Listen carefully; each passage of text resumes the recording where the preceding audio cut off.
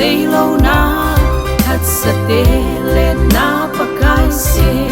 van Jerusalem Zion sa Elena sung kho pi ka lun ting le gen hey na ho mil ta nge va choi chim lovin oi nge a ton sot in sumun va in nom su dei le nai ki khen lâu na nang le ke tia ki sei lâu na thật sa te le na pakai se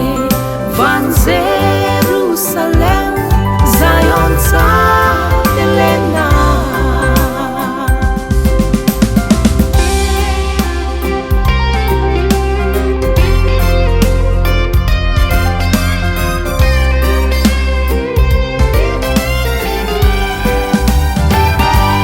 Kalan gal don singin khul sin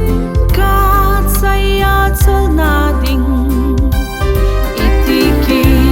ba thano a ta dem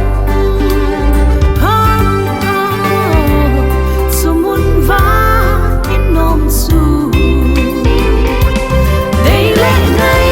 ki khen lâu na nang le ke tia ki sei lâu na thật sa te le na pakai se van Jerusalem Zion sa Elena dei le nai ki khen lâu na nang le ke tia ki sei lâu na thật sa te le na pakai se van Jerusalem Zion sa Elena Zion sa